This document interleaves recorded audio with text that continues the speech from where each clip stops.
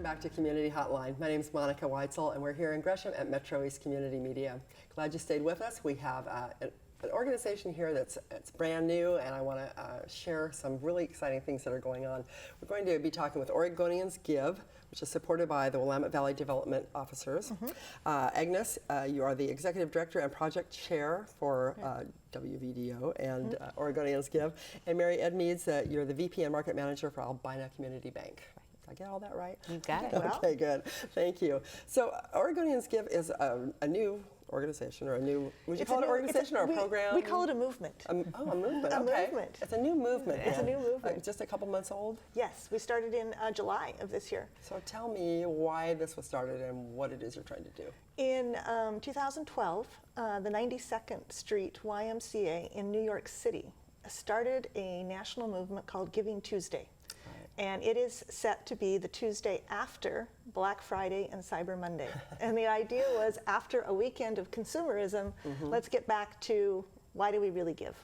What do we want to do in this season? Quit thinking about buying all this stuff. Start thinking about it and start giving. And so they started that in 2012, and it's now an international movement. And it is international. It is international, yeah. And Oregon had never had an organized way to participate. We had individual nonprofits that were taking the time to participate. Right. I remember seeing different things on Facebook and whatnot. It's a big Facebook movement. That's why they call it a movement. It's a big social movement. A lot of people under the age of 40 that have never given to a nonprofit before find this day exciting. It's a way to do something with other people. I like that. So and the giving can be all different forms, I'm sure. All different forms, volunteers, in-kind, money. Good, good. And you know, this is just my own little personal soapbox here, but volunteering is something I think that people should have as part of their lives. And you know, giving back to the community is something we should raise our children to be doing, and understand that to be part of a community, you do that. I think this is a really great way to get people thinking that way. Right. So how does Albina Bank fit into all this?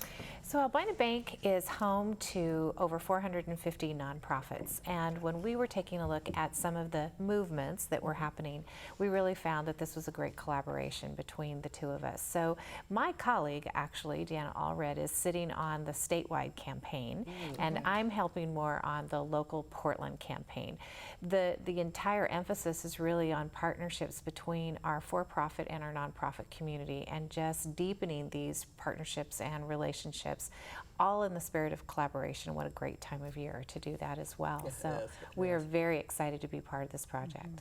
So what are some of the things, I mean, Giving Tuesday, that's one day. Right. What are some of the things that different organizations are doing, or that you're doing to actually make this movement move forward? Move forward. It's a two-pronged approach. So since July of this year, we have been really working to reach nonprofits all across the state, to let them know that Giving Tuesday exists, and that there is a way for them to participate. And we want them to become activists in their own community for themselves. So we have templates for mayoral proclamations. The city of Joseph gave us our first mayoral proclamation saying Giving Tuesday is a day that the whole community supports. We have development plans. What would you do to raise money between November and the end of December? What would you do? How would you physically raise this money? What would you say? What would you write? Where would you put it? So nonprofits could go and find that information, and then they could put that into their own plans and say, how would we do this? So who is coming up with those ideas? Is it WVDO created a lot of them. Other people on the statewide committee, Alpha Graphics, a printing company, put together how to write an annual letter at the end of the year. So development stuff that maybe not everybody knows how to do, or isn't very good at it, maybe needs a little nudge here and there. A little assistance there. And as we head into the season now, you'll see a lot of advertising for Oregonians Give. With the help of Albina, we have billboards going up in Portland. And the push becomes, as an individual, as a business, it's time to give. And here's all the different ways you can give. And there are a lot of ways. And I know there have been times in my life where I didn't have the money to give monetarily, so you know, I would volunteer. And actually, I think you get more out of it than you put into it when you do that. And I think most people realize that after a while. But what's in it for a business? So The wonderful part about what is happening with this movement is that it's still forming, so it gives us a lot of flexibility to be really creative. Albina Community Bank has a specific product, which is a give back to our nonprofit community, and it's called our Loop Visa Card. And on Giving Tuesday, we are in the process right now of selecting our 10 new Loop Card nonprofit beneficiaries, and we will be announcing those on Giving Tuesday, and we will be hosting in each of our 5 branches these different nonprofits. You can come in and meet them. You can come in and make a donation directly to them at the time. And it will just be, again, a way to foster the spirit of giving during a great time of year. So we're looking forward to that. So do the nonprofits, do they apply with you, or do you just find them yourselves? Or? Yes, so the nonprofits, we're in pretty good touch with our nonprofit community, and we have sent out a couple of invitations for inviting solicitations. It's not all as complicated as a grant process. Which can be very complicated. It's not pages and pages. It's much kinder than that. And we are looking forward to closing out those applications on Friday. So only a couple more days. If you're out there, still apply. But we are looking forward to wrapping that up so we can get naming our 10 new recipients. What a great thing for those nonprofits It's to a be wonderful named thing. one of those. Yeah. So what will they get if they are named one of the nonprofits? They'll be able to be at one of the branches, and people can donate directly. Will you promote them then? Absolutely. So for the entire year, they're promoted. Actually, for the next 2 years, they are promoted. And at the end of each year, they will get a percentage of all purchases in their particular bucket. So it's either the environment or social services or education. And they will share in the monies that were actually given through those purchases for people just using their Visa cards. And I can see people nonprofits buying for that. Absolutely, absolutely. And so the businesses in the community, how will they support nonprofits? So businesses in the community, we have an extensive outreach. And for example, we get nonprofit or for-profit businesses often asking us, I have a computer that I need to donate. I would like to do a volunteer project. I would like to have our organization do something with children. I would like to have some pets. And we go, oh, this is fantastic, and we play matchmaker. So we just go to our nonprofit community and say, we have a for-profit company that's very interested in getting their employees engaged, and we create magic. I think community businesses have come to realize that it's really important for their image to be involved in the community. I mean, it's a good thing to do, but not only is it a good thing to do, but people really look at that. If I'm looking at 2 businesses and everything else is equal, I'm going to go with the one that's a good community partner. Yeah, we have a statistic on the Oregonians Give Facebook page that one of our participants found that said for individuals under the age of 40 who go off and purchase things from a company, over 60% of them look for a company that is having a connection in the community. I believe it, yeah. And that's really important. So if you're a business out there and you haven't figured that out yet, it's time to get on it. It's time. And there's so many simple ways, from matching gifts and percentage of sale days to gift certificates that a nonprofit can give away. I mean, there's so many simple ways. And probably things they may not have thought about. Correct. So we'll have to talk later. Give me some. Absolutely. That's great. So what happens after Giving Tuesday? Because that's once a year. Giving Tuesday is once a year, December 1st.